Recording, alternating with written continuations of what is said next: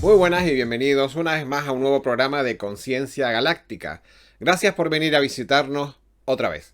En este videoprograma de hoy rematamos la trilogía de capítulos relacionada con los cambios que están aconteciendo en base a la subida de vibración que está experimentando el planeta desde hace ya unos cuantos años. Como bien saben, esta subida de frecuencia nos afecta a nivel personal de variadas maneras, que ya han sido descritas en los capítulos anteriores de esta trilogía. Pero lo que queremos dejar bien claro en esta batería de vídeos monográficos es la relación entre el aumento de la vibración Schumann, la elevación de conciencia, el acercamiento a planos vibratorios de mayor frecuencia y cómo se refleja esto en nuestra realidad social. En nuestro video anterior del canal titulado La ciencia rompe con la Matrix, que no pertenece a esta trilogía pero que es muy interesante, hacíamos referencia a cómo se están abriendo los caminos en la ciencia para exponer de manera pública resultados en las investigaciones que en otras épocas se habrían tapado u ocultado. Lo pueden ver aquí en la colección de capítulos en el canal, ¿vale? El vídeo anterior. Y esta información evidentemente se había ocultado. A su vez, en los capítulos anteriores de esta trilogía, cuya lista de reproducción les dejaré aquí en la caja de texto, hemos tocado las áreas de economía, política, sociedad y efectos corporales a nivel de personas relacionado con esta subida de energía, ¿verdad? En el capítulo de hoy cerramos esta radiografía de la transición y el cambio con los apartados de educación y espiritualidad. A grosso modo, los cambios en la educación tienen que ver con una mayor personalización de los contenidos para cada ser humano, es decir, para cada niño, y salir de un modelo industrialista. Y también tiene que ver con enseñar a buscar la información más que con memorizarla. Pero esto lo explicaremos más pormenorizadamente y diremos el por qué. ¿Y en la espiritualidad? Pues en la espiritualidad el cambio tiene que ver con liberarnos de las religiones sectarias y anacrónicas para encontrar un camino que es el propio dictado por nuestro propio corazón y por nuestra intuición, que tiene más que ver con un modelo de introspección personal y con un contacto más íntimo con la misión que hemos venido a desarrollar cada uno de nosotros. También tiene que ver con nuestra capacidad de descargar la información que necesitamos directamente desde la fuente y no a través de terceros ni a través de intermediarios. Y ustedes ya me entienden, ¿verdad? Es decir, estaríamos hablando de una conexión más directa con el todo. Recuerden, de la misma manera que les digo siempre en esta trilogía, en estos vídeos que hacemos de esta batería de recursos relacionados con el aumento de la vibración Schumann, que toda esta información la reciben para que, o bien como semillas estelares o como futuros líderes de comunidad, puedan disponer de datos relacionados con la transición y el cambio planetario. ¿Para qué? Pues para que puedan ubicarse en la realidad saliente, pero sobre todo para que puedan integrarse en la realidad que a corto plazo, o sea, ya se está configurando delante de nuestras narices. Bien, así que para empezar, arrancamos con los cambios que se vienen en el ámbito educativo y luego seguiremos con los que trae el ámbito espiritual. Quédense conmigo hasta el final porque en este apartado espiritual se van a sorprender mucho con las novedades y por qué se producen estas novedades en contraposición con los viejos sistemas religiosos. Y por qué fueron necesarios los viejos sistemas religiosos y ahora ya son inservibles, ya no sirven, ya no hace falta, verán el por qué. Como bien saben por los vídeos anteriores de esta trilogía, lo que hacemos primero es describir el modelo actual en el que arrancamos para luego poder ver y expresar las diferencias con las características de los modelos que se están empezando a desarrollar. Así que la radiografía del ámbito educativo se basa en los siguientes puntos. Bien, lo primero que hay que decir del modelo educativo, de los modelos educativos que están ahora en transición, es que los modelos antiguos son modelos industrialistas despersonalizados. ¿Esto qué quiere decir, Emilio?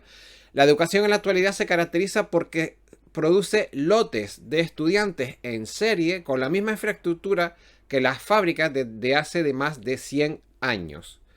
Esto quiere decir, tienen características similares, los mismos horarios, una estructura de obediencia debida, una jerarquía vertical, hacen niños fieles al sistema, es decir, que tienen que profesar una fidelidad al sistema, dentro de un sistema piramidal en donde los estudiantes son la parte baja de la pirámide, igual que se replica en la sociedad real cuando ellos salgan de la escuela.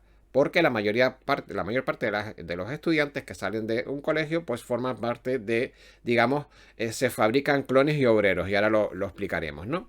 Es decir, que las escuelas básicamente fabrican obreros, no líderes, pero eso por supuesto, faltaría más que las escuelas fabricaran líderes, imagínate, ¿qué sería del control social, ¿no? Es decir, actúan igual que las fábricas de cerveza cuando producen cajas de botellas con una numeración y todas las botellas son iguales. Solo se diferencian las cajas por un batch number, que dicen en inglés, para su trazabilidad, que esto viene a ser, en la traducción en español, es el número de lote de esa caja, ¿no? Este número de lote se traduce en el curso en el que está tu hijo. Tu hijo tiene un número de lote, un batch number, que es quinto B, primero A, tercero C, etc. Este método de enseñanza proviene de la revolución industrial. Hace más de 100 años, cuando el sistema necesitaba muchos obreros para trabajar en las fábricas y necesitaba que tuvieran un acceso a una formación básica para al menos saber leer y escribir, mínimamente. Una estructura jerárquica de mando también a la que obedecer. ¿Y por qué necesitaban que al menos supieran leer y escribir? Pues básicamente para que pudieran leer los manuales de funcionamiento de las máquinas y las normas básicas para trabajar en la empresa y atender y obedecer mínimamente a esa estructura jerárquica de mando. Hoy todas esas fábricas se han ido diversificando en distintos tipos de empresas y diferentes ramos. Sin embargo, la gestión empresarial y de recursos humanos sigue siendo como hace un siglo: jerarquía vertical, obediencia debida, necesidad de obreros sin liderazgo, esto es importante, conocimientos básicos como para realizar tareas básicas sin hacer demasiadas preguntas y a poder ser sin conocimiento sobre cómo funciona el sistema. Me refiero a la educación. O sea, nada de educación financiera, cómo funciona el dinero, cómo funcionan los bancos, cómo funcionan los derechos laborales, etc. Y esta es la verdadera razón de que así como la tecnología ha avanzado brutalmente en estos últimos 100 años, en realidad el modelo escolar no ha avanzado nada, prácticamente nada, en estos mismos 100 años. Es verdad que ahora, poco a poco, como entran profesores más jóvenes, está empezando a cambiar el sistema, pero hasta ahora, básicamente, se basa en un sistema que ha sido estructurado hace 100 años en la revolución industrial.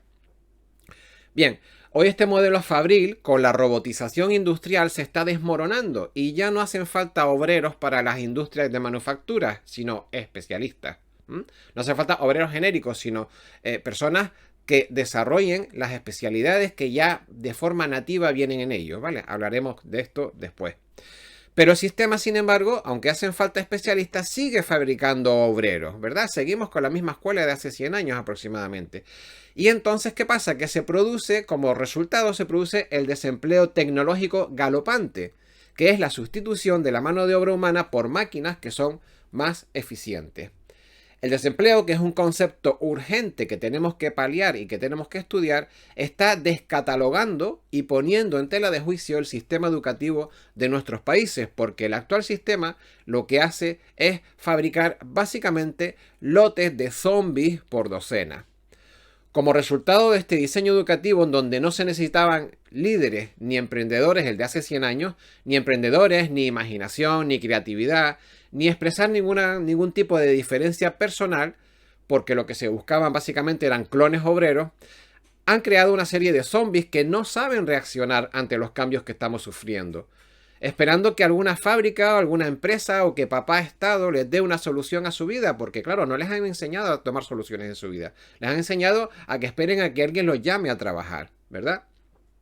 El problema es que las fábricas se están mecanizando y ya cada vez necesitan menos clones para trabajar y el Estado cada vez dispone a su vez de menos presupuesto para mantener a tantas personas desempleadas. Es por esto que el modelo educativo debe de cambiar su diseño ya. Tiene que cambiar el diseño ya. Y yo sé que hay gente que ya está trabajando en ello. En fin, seguimos con otros puntos problemáticos. Otros puntos problemáticos que tiene la educación es la enseñanza despersonalizada. ¿Y esto qué quiere decir, Emilio? Pues quiere decir que asume que todos los seres humanos tienen las mismas destrezas y competencias a la misma edad. Hacer programas de enseñanza mecánicos, es decir, dirigidos a convertir personas en clones laborales, importa poco si el niño tiene aptitudes para el arte, o para el deporte, o para la ciencia, si es un niño sinestésico o si es un niño más bien intelectual, es decir, si le va el movimiento o le va a sentarse a estudiar, ¿verdad? Del mismo modo no se tienen en cuenta las capacidades de los niños en función de su velocidad de aprendizaje, ralentizando a los más inteligentes o en su clase, forzando a los que tienen menor capacidad de aprendizaje, pues los módulos de contenidos, la carga lectiva anual que hay es la que es para los pobres profesores y hay que darlo todo en un tiempo determinado. quiero dejar claro aquí que la culpa no la tienen los profesores, que los profesores, lo sé de buena tinta porque he hablado con muchos de ellos, los pobres hacen lo que pueden con los niños que tienen y con el sistema educativo que les toca impartir, ¿verdad? Bien. Este es el resultado de fabricar obreros en serie, como decía, y de tratar a los seres humanos con diferentes capacidades e intereses como si fueran señores latas de cerveza. Así que seguimos con otro punto para no detenernos en esto mucho más. Otro problema que tiene la enseñanza en la actualidad es la politización de la enseñanza y la inestabilidad legislativa de las diferentes leyes en los diferentes países. Los contenidos lectivos a nivel nacional y la ideologización de las escuelas son un arma de control de masas, ¿verdad? Es cierto, ¿no? Es decir, cómo eduquemos a nuestros niños es un arma de control de masas para luego ver a quién votan o qué tipo de mentalidad o ideología llevan, ¿no? Decía que es un arma de control de masas que pocos partidos políticos se permiten el lujo de no manipular.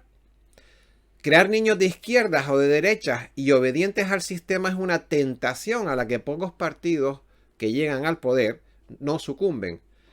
Tratar de cambiar la historia o interpretar los conocimientos o hechos de la historia a conveniencia reporta, ¿qué reporta? Pues lógicamente futuros votantes felices para el lado que consiga educar a esos niños en el ideario que les interesa y en sus premisas morales y también religiosas. No olvidemos que también la religión, lo veremos después, es un arma también de control masivo.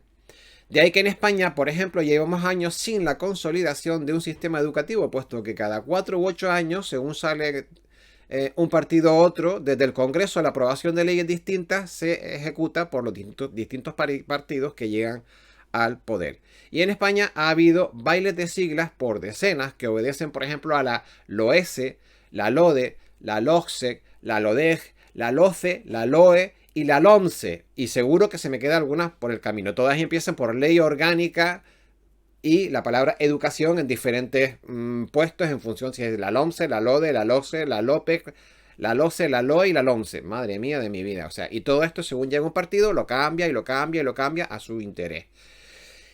Igualmente los problemas que hay en comunidades autónomas también, con altos perfiles independentistas en donde la Consejería de Educación es un campo de guerra permanente, ¿verdad? Un campo de guerra permanente, ¿por qué? Porque hay gente con intereses separatistas y gente con intereses nacionalistas o no separatistas. Y entonces es un campo de guerra permanente en el que se pretende cambiar la legislación, las materias, los bloques de enseñanza en función de los intereses del gobierno, en este caso regional, que está dirigiendo esa comunidad. En fin, seguimos con otros problemas. Otros problemas de la educación en la actualidad son la falta de información para el mundo real. Me refiero a los contenidos lectivos. Muchas veces están descatalogados, tan viejos, son desfasados. No pasa tanto en la educación primaria como también en la educación universitaria, que muchas veces estás, digamos que aprendiendo con libros que ya están desfasados o materias que incluso antes de salir de la universidad ya se han caducado, ¿vale? Entonces, digo, en las aulas se manejan conceptos relativos al conocimiento teórico en general, pero falta formación en ámbitos vitales como la educación financiera, también se lo decía antes, ¿no? Y el manejo de la economía personal y general, es decir, hay determinadas materias que son vitales para poder manejarte en la vida, como es la cultura financiera, y eso casi ningún colegio lo da, o hay algunos que están empezando ahora de a poquito, pero no interesa que la gente sepa cómo funciona un banco, o un crédito, una tarjeta de crédito, un préstamo, o las finanzas, ¿no? Entonces, en ámbitos vitales como la educación financiera y el manejo de la economía personal y general. En una sociedad basada en el dinero, la mayoría de las personas no sabemos cómo funcionan los bancos, ni la bolsa, ni las eléctricas, ni siquiera el Estado de Derecho, ni nada que interese a los que controlan este tipo de lobby. Pero en otro orden de cosas, la educación se enfrenta también, además, a otro reto, y es a la velocidad a la que cambian los conocimientos y las ciencias. Era lo que les comentaba antes. Los conocimientos que adquieran hoy, que tú adquieras hoy o tus hijos, pueden estar obsoletos en menos de 2 años. Y esto es un gran problema porque entiendo que no es fácil de solucionar. Memorizar leyes y artículos en derecho o en otras disciplinas puede no ser útil incluso antes de que termines la carrera. Y por último, en esta radiografía actual de la educación, pasamos al último punto ya, tenemos el desfase generacional, tecnológico y visual en los medios de enseñanza actual y los formatos que manejan los chavales. ¿Qué quiero decir con esto? Aunque es cierto que los centros de enseñanza afortunadamente cada vez se modernizan más y ya cada vez hay más centros que utilizan nuevas tecnologías y se orientan hacia ellas, más sobre todo, como decía antes, por la renovación de los claustros de profesores con generaciones más jóvenes que por otra cosa, los chavales conviven a diario con tecnologías digitales mientras que los profes todavía enseñan al viejo estilo analógico, con libros que no son interactivos, no actualizables, muchas veces en muchos centros con pizarras de tiza o pizarras blancas y clases magistrales de formato vertical en donde los alumnos prácticamente no participan y solo miran. Ojo, sé que me va a saltar mucha gente diciendo que los colegios se están modernizando mucho en esto, ¿vale? Es cierto que afortunadamente en los últimos años muchos colegios se están modernizando, tienen pizarras tecnológicas o pizarras informáticas, tienen ordenadores y hombre, los colegios más que han llegado a subvenciones o privados o más modernos están digitalizados, tienen tablets, tienen pizarras digitales, pero bueno, hasta hace poco esto era una realidad y en muchos sitios todavía sigue siendo una realidad, ¿no? Donde el alumno está acostumbrado a trabajar con internet, con YouTube, a aprender con cosas muchísimo más visuales y sin embargo cuando va a clase va a leer en un libro, ¿no? Bueno, algunas personas dirán que el libro es un formato que debería ser utilizado más a menudo y que no está tan caduco, ¿no? Pero bueno, eso... digamos que a la educación no le queda más remedio que adaptarse a la modernidad, ¿no? Porque es lo que se va a encontrar en el ámbito laboral y en el mundo donde los niños vayan a estar en el exterior, en la calle, ¿no?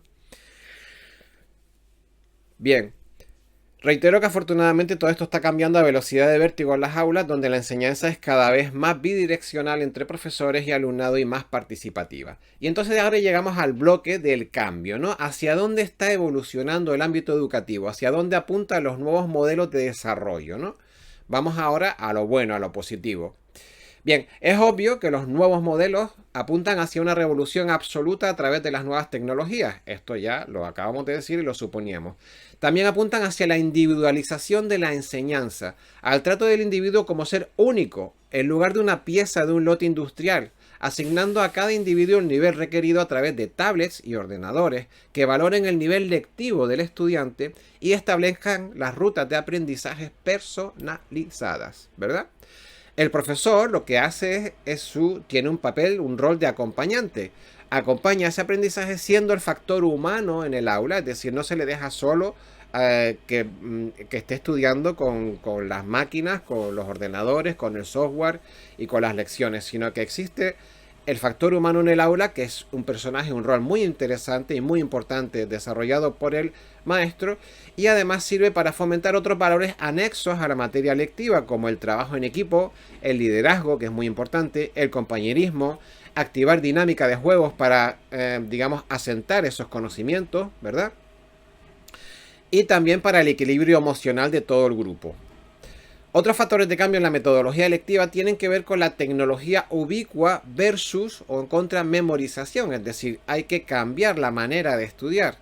Ya tenemos tecnología en todos sitios, por lo tanto, tener que aprendernos los conceptos es un tema que está empezando a ser anacrónico, que está caduco, ¿verdad?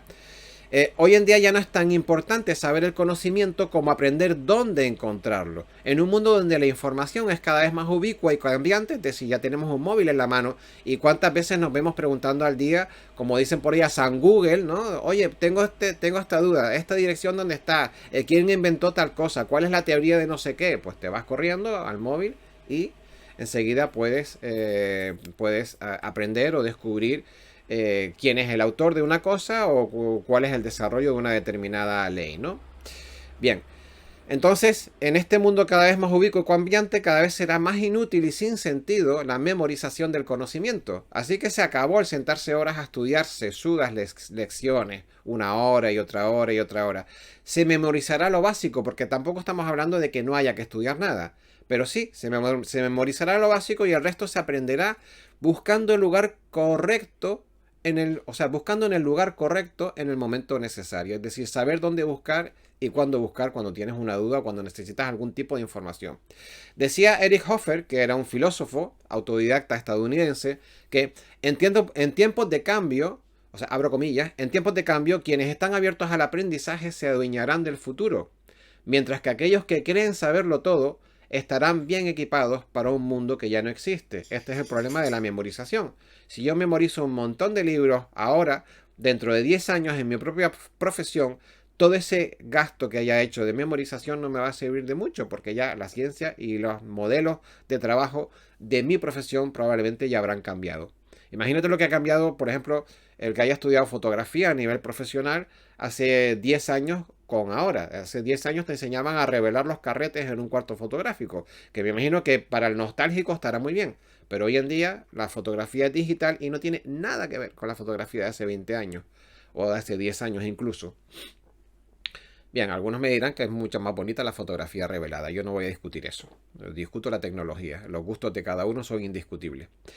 Bien, así que, como decía, esto supone un gran cambio de paradigma de memorizar todo a saber todo. O sea, un gran cambio de paradigma de memorizar todo a saber dónde encontrar todo. Y en esta dirección de cambio ya están actuando algunas instituciones educativas modernas que lo tienen claro. Y una de ellas, por ejemplo, me pasó, yo estudié un par de módulos en la UOC aquí en España, que es la Universidad Oberta de Cataluña, que es una universidad especializada en educación a distancia y que tiene muchísimo, está basado de una manera brutal en el apoyo de las plataformas digitales y te enseñan a buscar la información y demás. Y entonces no solo hace uso de las nuevas tecnologías, sino de los nuevos paradigmas de la enseñanza en el sentido de memorizar lo justo e incidir en las técnicas de búsqueda de información actual de las materias y asignaturas que estudian. Esta universidad, hombre, hay una serie de parámetros básicos que en tus asignaturas tienes que estudiar, pero tiene muy claro que para ser un buen científico, un buen profesional, lo que tienes que saber es, evidentemente, los conocimientos básicos de tu rama de estudio, pero sobre todo tener mucha soltura para buscar información sobre las novedades, sobre los descubrimientos científicos, sobre tener una base fuerte en varios idiomas, en inglés, en francés y en alemán, para que puedas estudiar los papers, que llaman ellos los estudios doctorales, los estudios científicos, en diversos idiomas para que estés siempre actualizado, porque lo que memorices hoy es que dentro de 6 meses ya va a haber alguien que te lo ha cambiado. Bien, en cualquier caso le resumo los puntos de antes y del después de las metodologías de educación para que se queden con los parámetros básicos. Hay un cuadrito muy interesante que les voy a pasar a leer del antes y el después, o de la hora y del futuro, que me resultó muy ilustrativo. Bien, en el ahora el conocimiento se transmite del docente a los estudiantes, esa es la forma de ahora. En el futuro los estudiantes construyen el conocimiento mediante la búsqueda y síntesis de la información e integrándola con competencias de comunicación, indagación, pensamiento crítico y resolución de problemas. Es decir, no asumen una enseñanza que les da el maestro, sino que tratan ellos de buscarla, de asumirla, de rodearla y de, digamos, digerirla, ¿no? En el ahora los estudiantes reciben la información de modo pasivo, es lo que acabamos de decir. En el futuro los estudiantes están implicados activamente en el aprendizaje. Les van a proponer un problema y ellos lo van a buscar. Y a raíz de buscarlo y de debatirlo entre todos y de buscar en las nuevas tecnologías, aprenderán cuál es el conjunto de realidades de ese problema.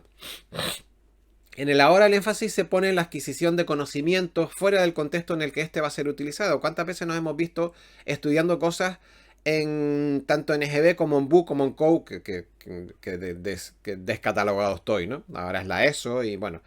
En la enseñanza básica, ¿no? Estudiando, y en el instituto, estudiando cosas que tú dices, pero ¿cuándo demonios voy a usar yo esto? O sea, ¿esto realmente es práctico? Entonces dice, el énfasis se pone en la adquisición de conocimientos fuera del contexto en el que este va a ser utilizado. En la enseñanza del futuro, el énfasis se pondrá en cómo utilizar y comunicar el conocimiento de modo efectivo dentro de un contexto real, ¿vale?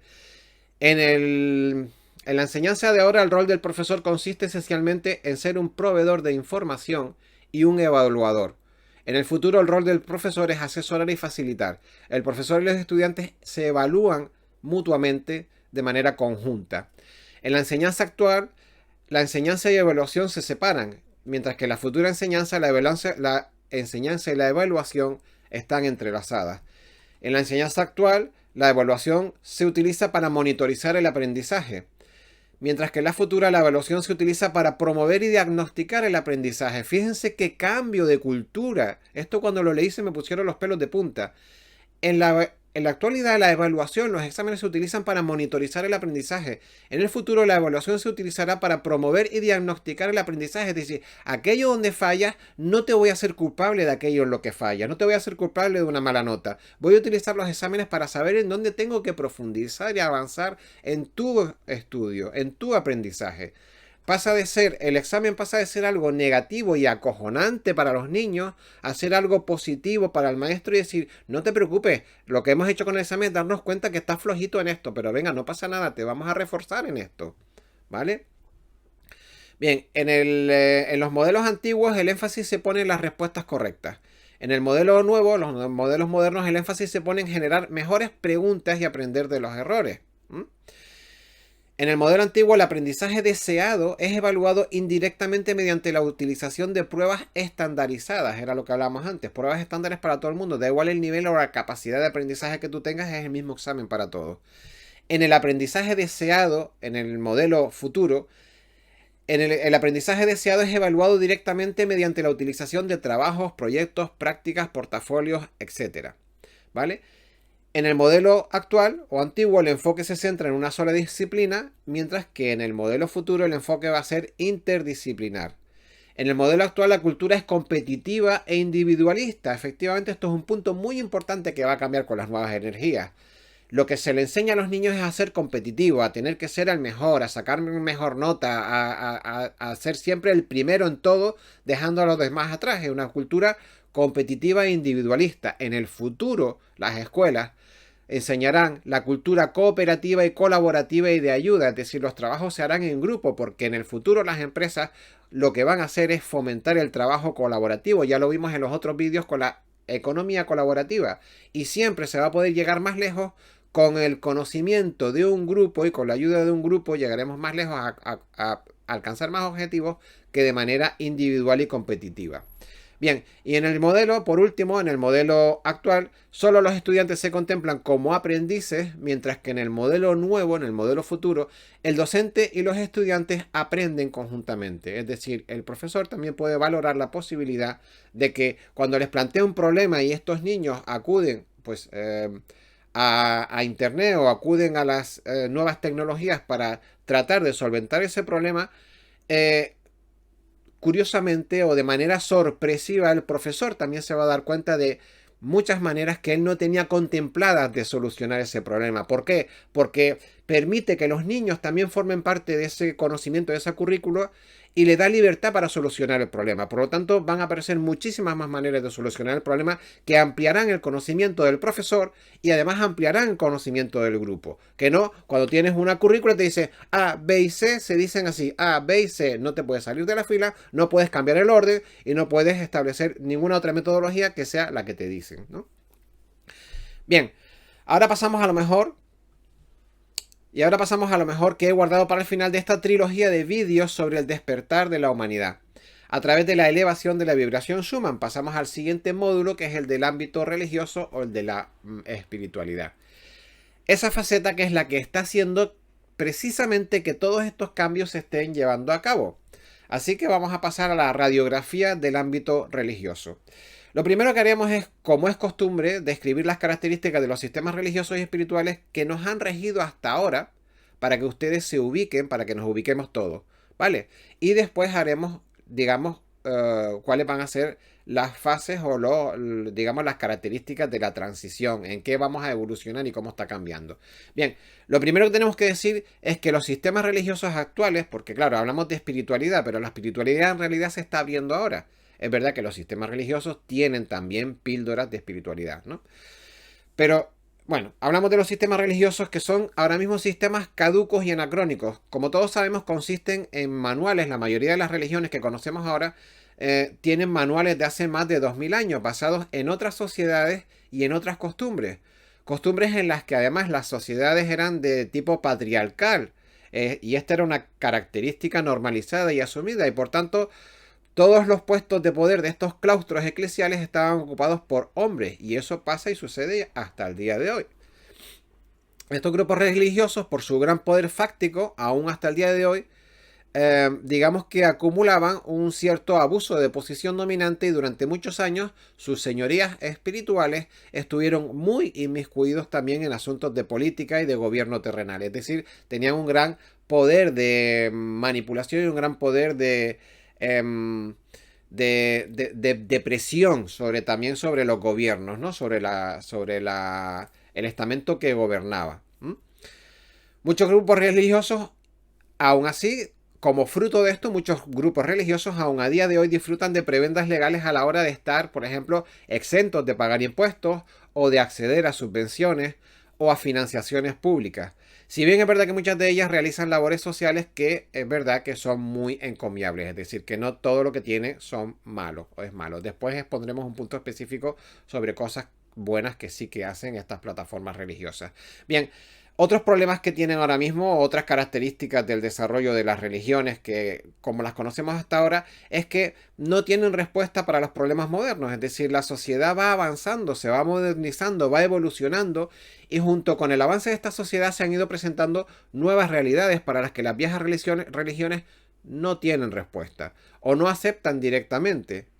Hablamos de problemas como por ejemplo como el divorcio, el aborto, la homosexualidad, los problemas que se empiezan a descubrir dentro de sus propias infraestructuras para los que ellos mismos no tienen respuesta porque no les interesa, como puede ser el abuso infantil, la corrupción, y esto da lugar también al encubrimiento corporativo. Y todo esto nos lleva al siguiente punto respecto a estas realidades de estas plataformas religiosas, que es la corrupción interna y el trato de favor. Estamos hablando de características de las plataformas religiosas y espirituales que nos han venido dictando las normas espirituales y religiosas hasta ahora. Y el siguiente punto es la corrupción interna y el trato de favor. La investigación por parte del periodismo de investigación independiente ha descubierto dentro de las estructuras de grupos religiosos importantes enormes tramas, por ejemplo, de lavado de dinero, de inversiones en empresas armamentísticas, de pederastia, de encubrimiento corporativo, de exención de impuestos, como por ejemplo el impuesto de bienes inmuebles. Que la exención fiscal también sobre donativos y las quejas por apropiación indebida de inmuebles públicos. Por ejemplo, recuerdan haber leído hace mucho tiempo que la Catedral de Córdoba fue comprada prácticamente por... no, perdón. Que la Catedral de Córdoba se cobran 30 euros o se cobra la entrada y no... o sea, ese tipo de ingresos que se estiman como donativos, pues prácticamente no cotiza, ¿no? Nadie sabe muy bien cuánto se gana, ¿no? Bien, también se dan en este tipo de plataformas actividades económicas encubiertas como donativos y en una especie de, como acabo de decir, de fraude de ley, ¿no? También a determinados grupos religiosos se les ha cedido el uso y gestión de patrimonio público, de edificios y zonas de uso, cuya propiedad es ciudadana, pero que a posteriori, por arte de magia, han aparecido inscritas a nombre de estas plataformas religiosas. Es decir, que con el tiempo, de repente han aparecido documentación en donde ellos se han hecho cargo o se han apropiado de estos inmuebles, ¿no? Además, no pagan impuestos de sucesiones y donaciones por ser entidades sin ánimo de lucro y no necesitan publicitar la inscripción ni ir al notario de la adquisición de este cambio de titularidad de las propiedades. No necesitan ir al notario porque resulta que el obispo tiene título de fedatario público. ¿Vale? ¿Esto qué quiere decir? Que él da fe del cambio de propietarios. No le hace falta ir a una notaría a inscribir el nuevo título de propiedad. Resulta que en esos intercambios de poderes que se dieron hace mucho tiempo, cuando estas plataformas religiosas tenían muchísima relación con, en este caso, con los reyes, por ejemplo, con el poder, pues resulta que el propio obispo tiene título de notario, de fedatario público, y cualquier papel que él firme, pues ya tiene, digamos que tiene publicidad, en lo que en derecho se llama publicidad, que se eleva a público, ¿no? Es una escritura que se eleva a pública. Vaya, me he trabado un poco. Bien, y dicho todo esto, ¿quiere decir que todos los grupos religiosos actuales son malos y corruptos? No, para nada. He estado diciendo una serie de características que van adosadas a la religión y al poder de manipulación y de control al que ha tenido acceso las plataformas religiosas hasta ahora. Pero no todas las plataformas religiosas ni todos los niveles de estas plataformas religiosas son malos. Porque hay que reconocer públicamente el monstruoso trabajo social que desarrollan las bases eclesiásticas, básicamente los párrocos de barrio y los voluntarios seglares. Es decir, una vez dicho lo anterior, en clave negativa, ahora queda reconocer los méritos positivos, que también los hay, a favor de muchas personas que trabajan dentro de estas estructuras eclesiales. Dentro de estos méritos se encuentra el trabajo a pie de calle que hacen cientos de párrocos en sus barrios, en las misiones, en los bancos de alimentos, en albergues de acogida, en centros de toxicomanía, en las prisiones, que es muy importante, que es un tipo de población que tenemos muy olvidados. Si creemos que tenemos olvidados a las sin techo y a las personas sin recursos, imagínense las personas de las prisiones. Pero también hacen labores muy importantes en los comedores sociales, en plataformas como Cáritas, como San Juan de Dios, que aunque pertenezcan a determinadas estructuras eclesiales y tengan determinados intereses o poderes fácticos, sí que realizan labores sociales muy importantes y ayudan muchísimo a las familias. Y aunque desde un punto de vista técnico, como decía ahora, estas actividades entrarían dentro de una agenda de evangelización, es decir, porque aquí nadie se chupa el dedo, es decir, hacen este tipo de actividades, pero también aprovechan para evangelizar y extender su palabra, lo cual tiene su lógica. Lo cierto es que hay mucho esfuerzo y trabajo de religiosos de buena fe que se dejan la piel todos los días para que muchas personas tengan un plato de comida caliente, para que tengan un techo, para que haya actividades sociales en barrios marginados, que es muy importante para que los niños no estén tirados en la calle todo el día, para que no estén con las drogas. También dan atención espiritual y humana y muchas cosas más, independientemente de que esta atención espiritual tenga una inclinación pues, religiosa hacia el ámbito que ellos defiendan, pero no dejan de ser personas humanas que tratan a otros seres humanos cuando están en un bajón o en una necesidad espiritual o psicológica, ¿no? Cuánta gente va o a confesar, en este caso, o a pedir, digamos, a pedir asesoramiento, a pedir consejo al párroco de su barrio, ¿no? Bien, pues a todo esto le doy de aquí mi más sincero agradecimiento porque muchas veces no son los empleados los culpables de la corrupción de la empresa, ciertamente, sino los jefes, los que manejan los juegos de poder de las altas esferas. Ellos son los culpables de la corrupción en estas infraestructuras, en estas tramas eclesiales, por llamarlo de alguna manera. Los demás, es decir, los párrocos de barrio y las personas que están en la parte baja de la pirámide de mando de estas estructuras, no son más que meras marionetas en manos de los purpurados. Es decir, si hacemos honor a la verdad, las acciones de la base de la iglesia llegan a lugares también haciendo un reconocimiento de otro concepto más. Si hacemos honor a la verdad, las acciones de la base de la iglesia llegan a lugares donde no llega el Estado o las administraciones. Y en este sentido les ahorra mucho dinero en personal y atenciones sociales humanitarias que de otra manera probablemente a determinados barrios o a determinados rincones de los países no llegarían si no fuera por la iglesia. O sea que, como dicen, al Papa lo que es del Papa y al César lo que es del César, a cada uno lo suyo. Bueno, y ahora toca tocar el último punto de la retrohistoria de la religión. Diremos que las religiones, bueno, ahora vamos a pasar a un concepto ya más práctico de qué han sido las religiones y para qué han sido utilizadas, para qué se diseñaron en el principio y a qué han llegado a ser y por qué se han corrompido, ¿no? Las religiones eran programas para la humanidad. Si nos integramos en las interpretaciones de la literatura New Age o espiritualista, encontramos que las distintas religiones del planeta fueron programas instalados en los inicios de la humanidad que a través de parábolas contaban que siempre fuimos seres divinos nacidos de una fuente todopoderosa y que alguna vez tras la experiencia en la tierra volveríamos a ella, ¿no? Esto se puede encontrar en diversos libros, tanto religiosos como espirituales, como New Age. Bien, según algunas fuentes alternativas sobre este tipo de literatura, las religiones serían una manera relativamente infantil y entendible de explicar a los pueblos antiguos, que por lo general estaban sumidos en la ignorancia y en la incultura, los orígenes del ser humano y su inseparable relación con el mundo espiritual. Comunicación que habría de ser necesariamente verbal y en forma de parábolas para poder conectar con éxito con la capacidad de comprensión de las masas de aquella época. El problema fue la deformación. O sea, ¿qué sucedió? Esto al principio, digamos que había canalizaciones o información que era real, que era verdadera, que era transparente, que no estaba manipulada. Pero, ¿qué sucedió con el tiempo?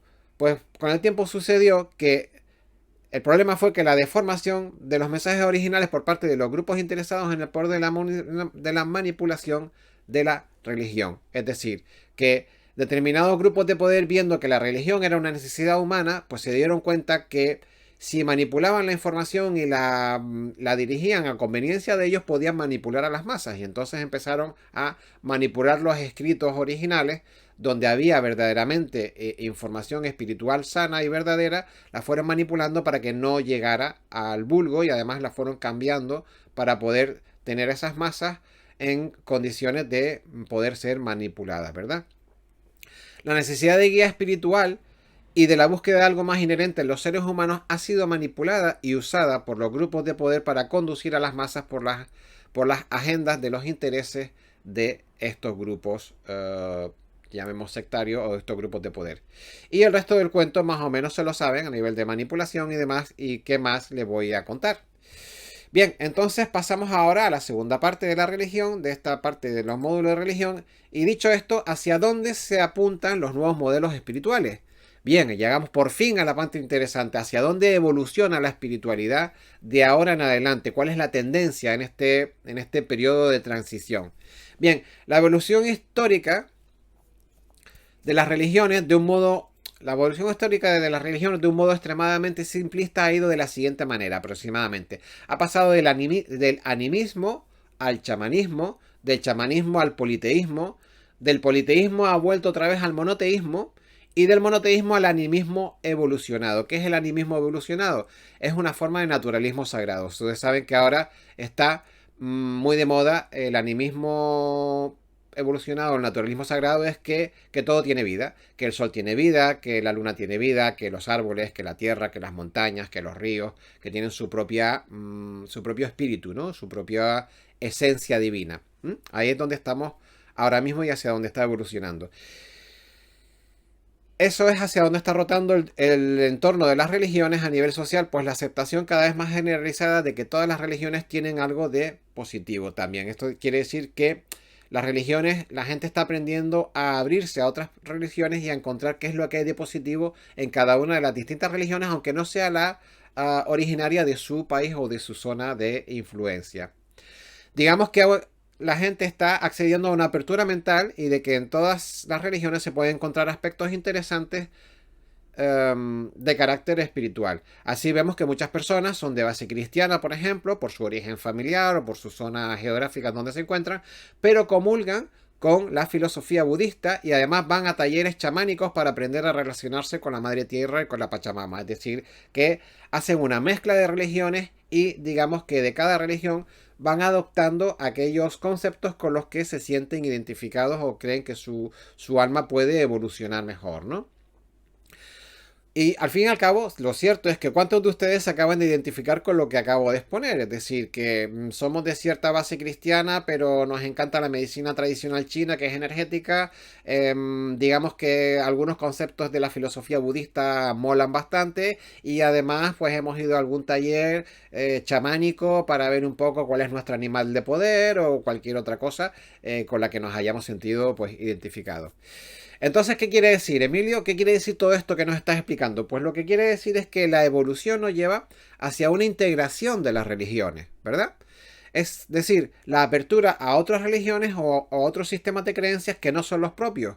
Como acabo de decir, que puede ser el chamanismo, el budismo, el cristianismo clásico, el cristianismo gnóstico, el espiritualismo ufológico, que también está muy presente por ahí, el hinduismo, los grupos espíritas, es decir, la gente está picoteando de todo a ver qué es lo que le llama la atención y de dónde puede calmar cada vez más las ansias de conocimiento espiritual a la que estamos accediendo todo en esta elevación de vibración.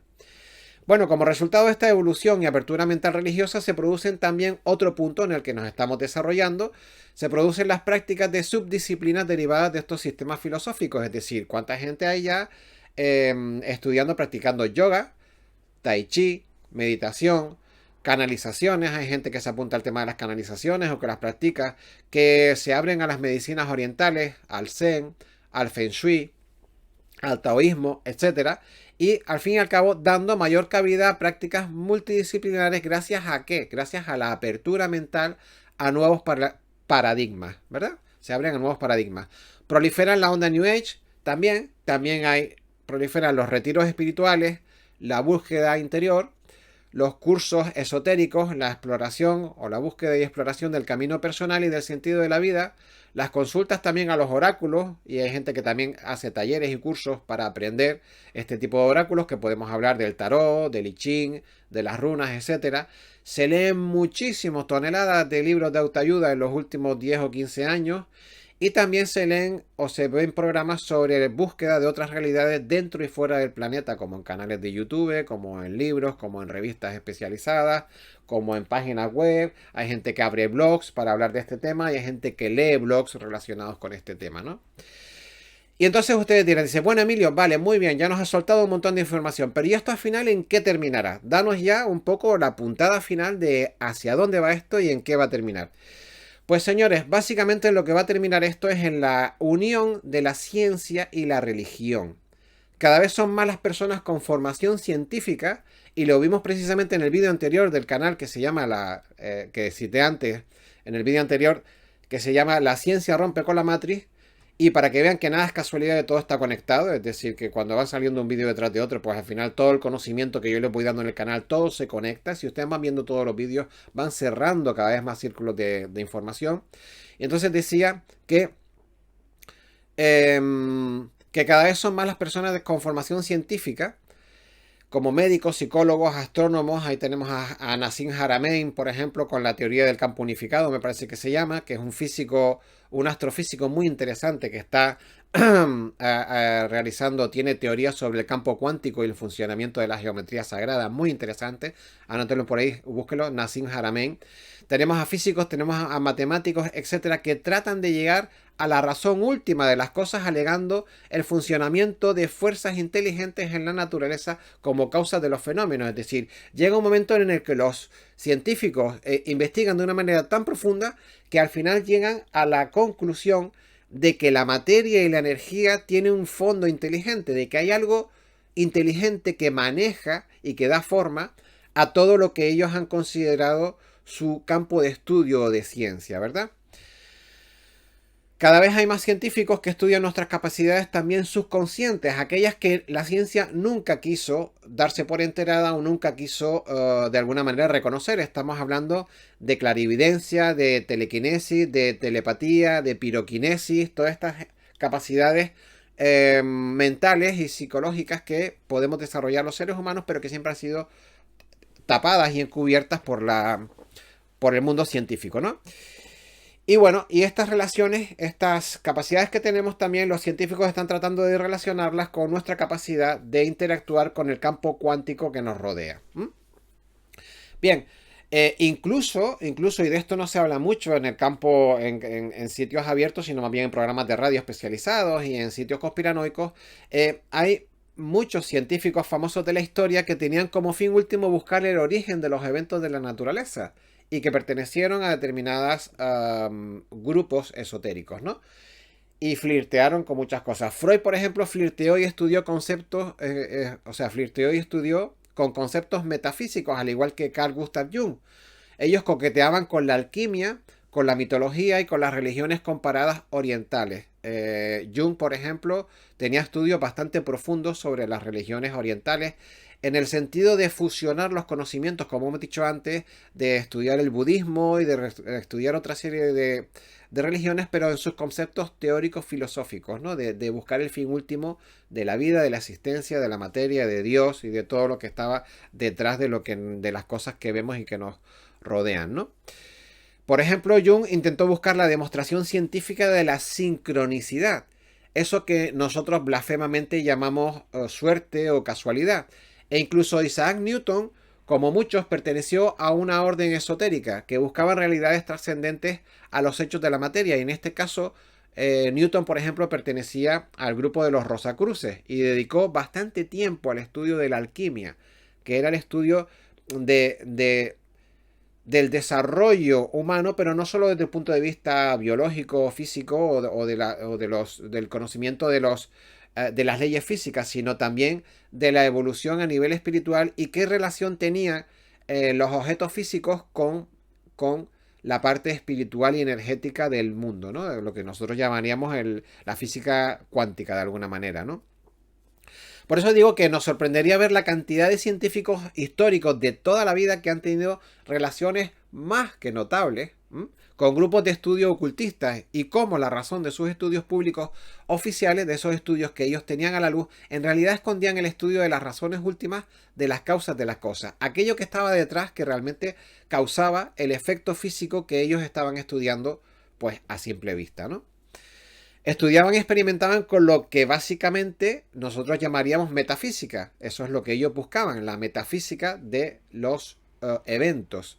Es decir, aquello que está más allá de la física. Bueno, así que para finalizar este bloque, en resumen, diremos que la evolución espiritual del ser humano tiende hacia la autonomía personal. Aquí ya les voy a dar mis conclusiones, ¿no?